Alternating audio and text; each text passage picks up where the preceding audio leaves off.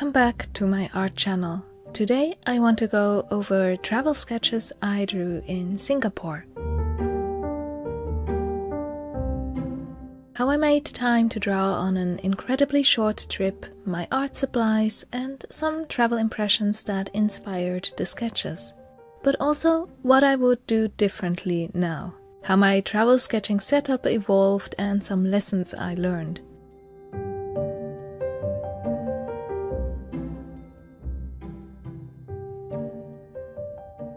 Let's start at the beginning. We first headed from Jeju to Seoul, and I had a few hours to do last-minute art supply shopping. I wanted mechanical pencils for this trip, so much easier than carrying a sharpener around. But honestly, I didn't need much else. I already had my sketchbooks ready and my DIY gouache travel palette that has shown up in multiple art vlogs, even if it is constantly evolving.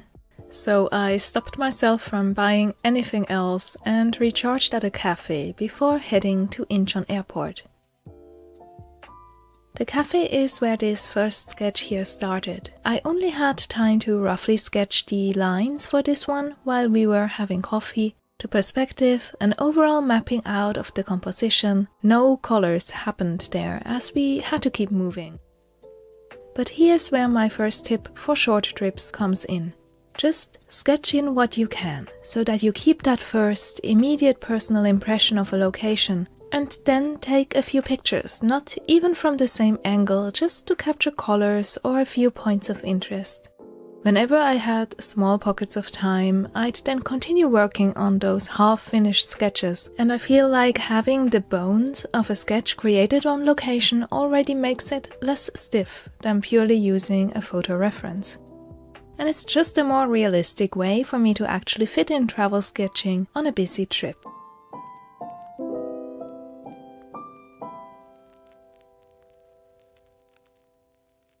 The next sketch, on the other hand, was done on location.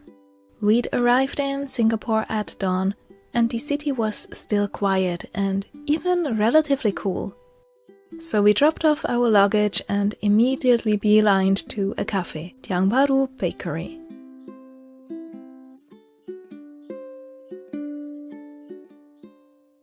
The AC was really strong, so we ended up sitting outside, watching birds and enjoying the morning quiet as people started to drop in for breakfast.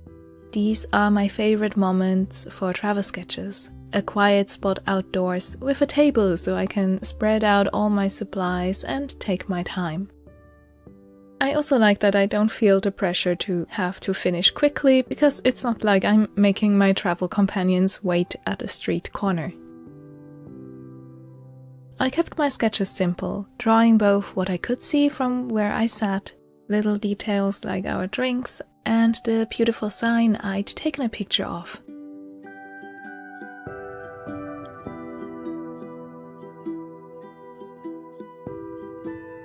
Here you can see my gouache palette setup. This layover in Singapore was just the beginning of a vacation, visiting my family in Switzerland, so I had brought a larger selection than usual.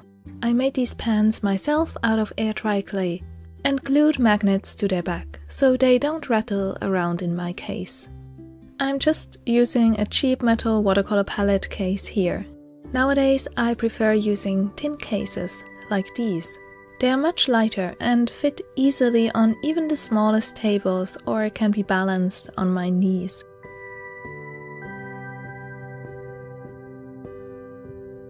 I also brought my water brush.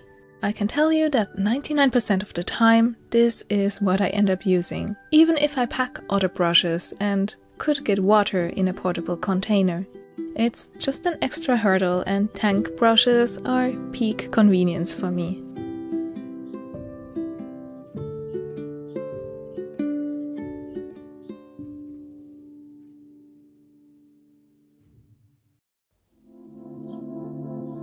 Singapore is just as humid as Jeju Island in summer, so my watercolor sketchbook continued its struggle. If you live in a country with intense, humid, rainy seasons, you may notice that watercolor paper can deteriorate quite quickly. It may absorb paint unevenly or even have water pour off entirely. That's another reason I use a lot of gouache in this old sketchbook, as the paper quality is less important once I go opaque with my paint layers. For travel sketching, very often perfectionism can be our greatest enemy. I don't even mean the quality of our drawings, but the idealized vision we have of what travel sketching should look like, of us sitting for hours in various places to draw perfect renditions. Instead, I took a picture of the sign at the door of this bakery, so I could draw it on my page here. The alternative would have been standing in the way of every other customer trying to enter, so not an alternative at all. I'd rather make my travel sketches these compilations of impressions than treating them like plain air paintings. It's much more flexible, and I love looking back at these small memories now. It's like a diary, a way to celebrate small moments, and, well, if you're an artist of any kind, you probably just enjoy the process of creating something, no matter the medium or where you do it.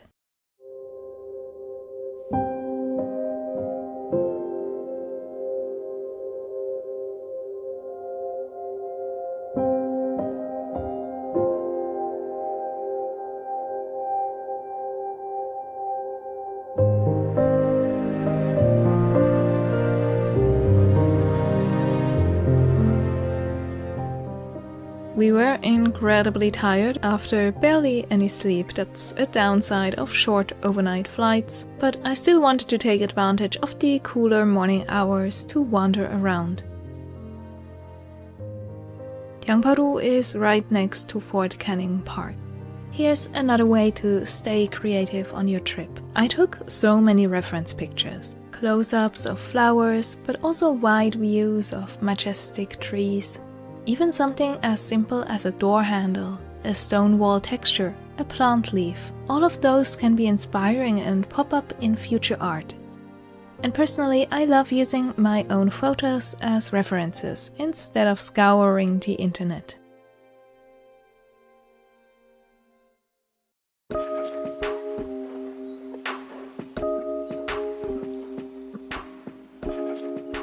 The rest of the day was spent sightseeing, and we were so tired by the end, so no more sketches happened. Though I did add another color layer to my Seoul Cafe sketchbook page once we finally got to the hotel, just to wrap that one up.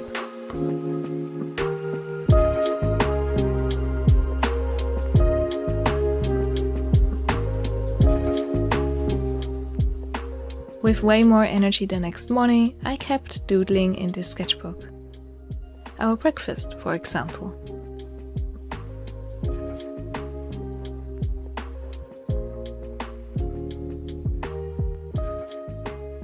Visiting an art museum is a must for me, especially if it showcases local artists as well. I wanted to see how landscapes are expressed, what color palettes I could find, how portraits look.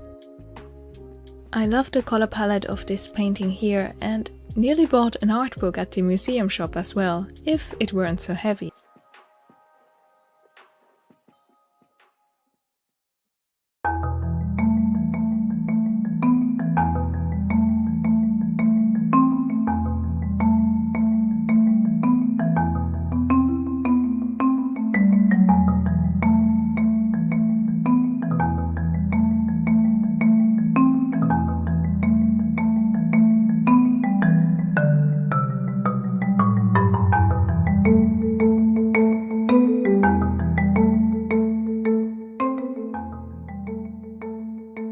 I drew a fountain sculpture I'd seen the previous day at the Fort Canning Park. First from memory and then flipping back through my phone gallery to see what it actually looked like. That's a fun exercise I recommend you try. Our memory can be trained, especially if we take a moment to look at our subject attentively, even if we're not drawing it right then and there. I'm trying to be more observant and mindful, to consciously look at how light hits a building, how colors change in shadow, how a tree is shaped, even if I'm not painting them.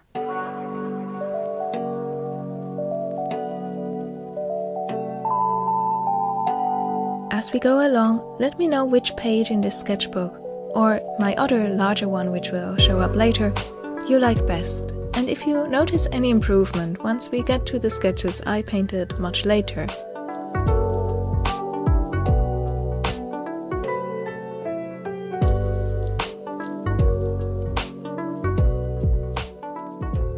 We couldn't resist walking all the way to the other side of the city to visit the gardens by the bay.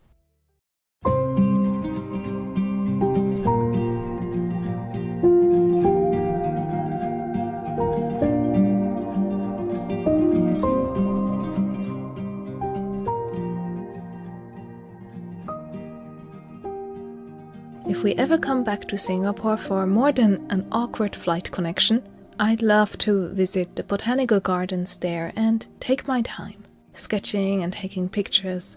But even so, the park itself was beautiful and I finally brought out my larger sketchbook. Going with the smallest sketchbooks I can find has proven great for travel sketching so far. They are easier to carry, fit everywhere and are quick to fill. But for this final sketch I wanted to go larger. The paper of this sketchbook is also different, cold pressed instead of hot pressed, which gave my pen lines more natural variety. If you take multiple sketchbooks, try to vary not only their sizes, but also their paper or even hardcover and softcover options, as different subjects, media or ideas would fit one or the other better. I knew I wouldn't be able to color this sketch there and then as we had a flight to catch later that evening, so instead of rushing through the sketch and just splashing on some color, I focused on only the drawing here. My neck hurt by the end from staring up and I continued sketching while we were standing in line for the treetop walkway. If you're visiting Singapore's gardens by the bay, the line gets very long very quickly as everyone tries to time their visit with the beginning of the light show. We went early, accepting we'd probably miss those lights, but even so, the line was long enough that we ended up on the treetop walk exactly when they got lit. I'm like a magpie, easily dazzled by shiny things, so I love cities at night.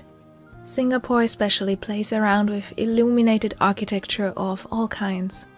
If we had more time, I would have loved to paint more scenes with this colorful light, as that's something difficult to find at home. I remember we'd walked over 30,000 steps by the time we'd rushed back to the metro that day, and out to the airport. Changi Airport is small and our flight was a very late one, so luckily the timing all worked out wonderfully. This sketchbook page here is full of figure sketches I'd drawn at the gate to help me stay awake.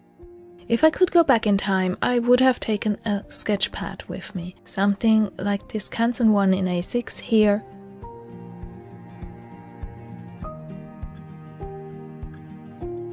or even this art creation sketchbook by Talens. Though that one is quite heavy, but something to just use pens or pencil in so I don't waste my fancy watercolor paper. I even have these tiny sketch pads that I'd used on past trips to Seoul. I want to embrace smaller, quicker, messier sketches again, and I feel like something like this would be a better match for that.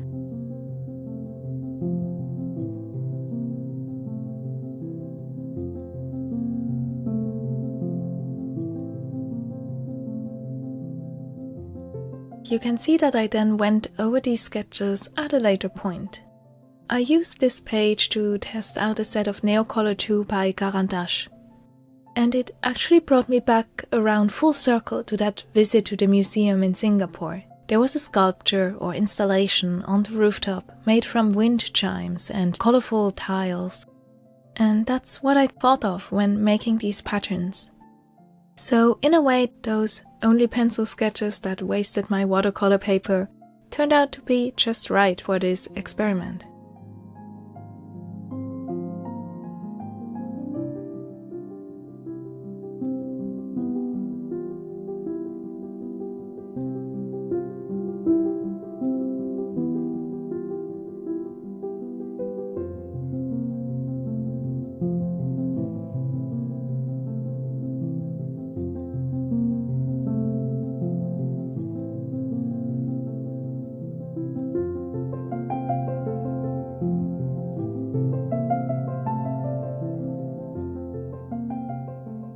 The limitations travel sketching puts on us, not having all the materials we could possibly want, not having enough time or space, can push us to try out new things and go beyond our usual routine. And isn't that what travel is all about?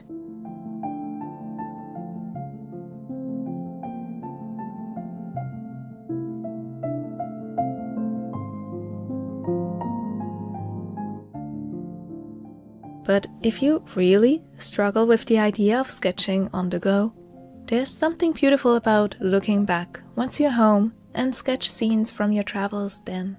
I ended up finishing that Singapore Gardens sketch on a calm afternoon in Switzerland while chatting with my grandmother about our trip there.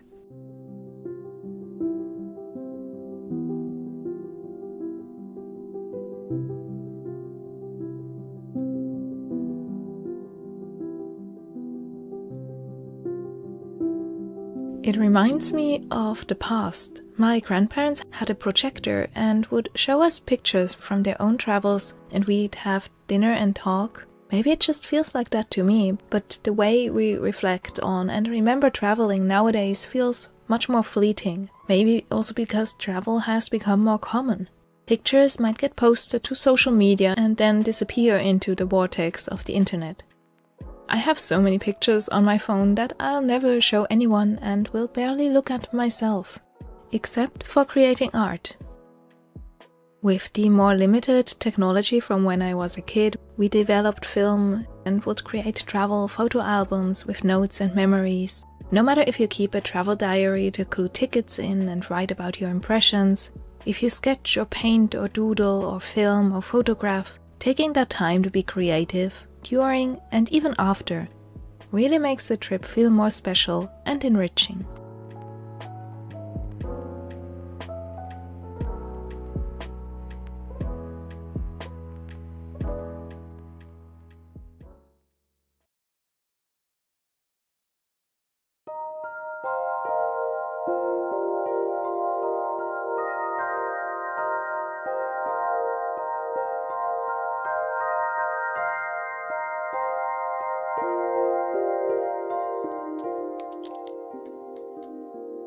Did you spot that my gouache palette has changed form? My mom gave me this tin case as a gift once she saw my old one, and I finally got to use my regular brushes instead of just the water brush.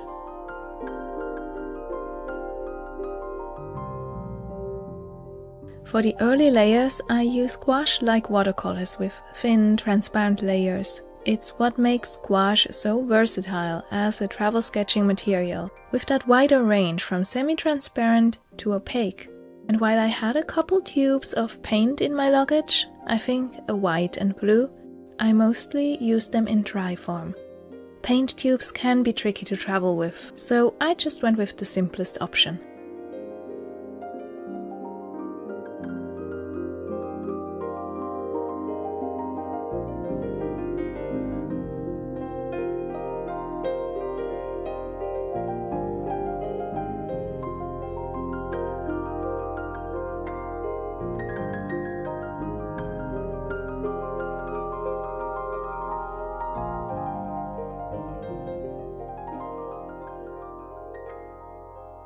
This last sketch I'm showing here came much later, as I wanted to try out some of the art supplies I'd gotten in Switzerland, but that I'd struggled to find a proper use for.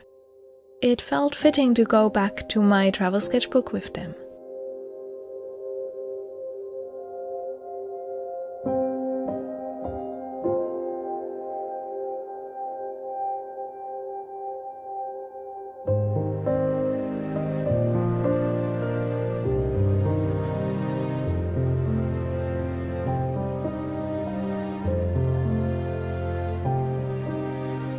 I combined gouache with some of those neocolor 2 shades here and painted a tree I'd seen that very first morning in Singapore, with the first warm sun rays creating dramatic shapes and shadows. Of course, you can test new art supplies with any kind of sketch, but I always find digging through my collection of pictures and drawing based on those to be much more fulfilling than a random image.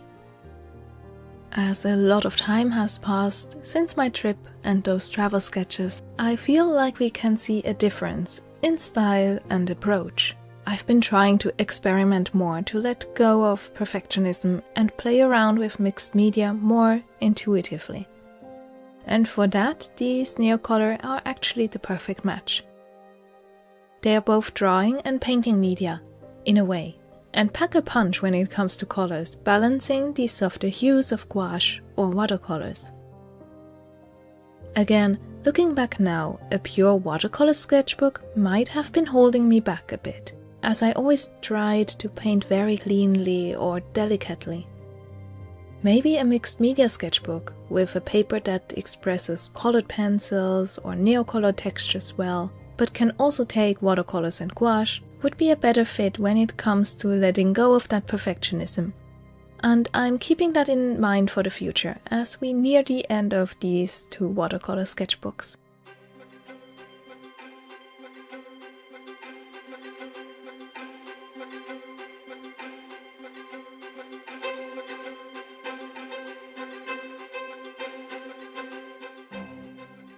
I'm so glad I finally got to share my sketches from last summer.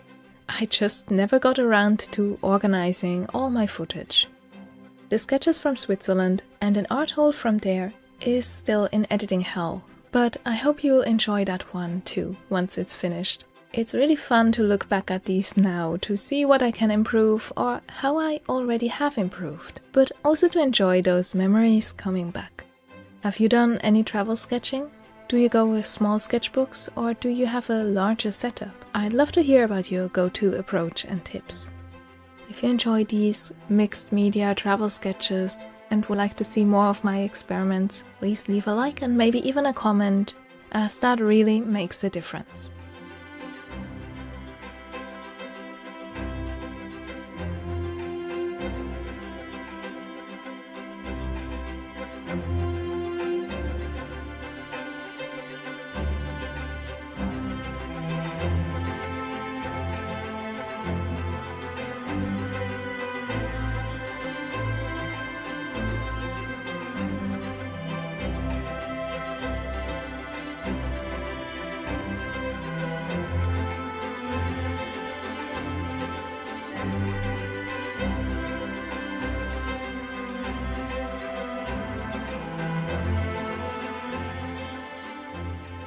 Thank you so much for watching.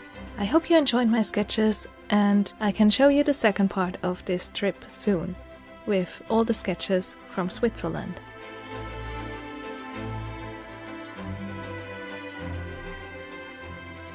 I hope to see you in my next art video.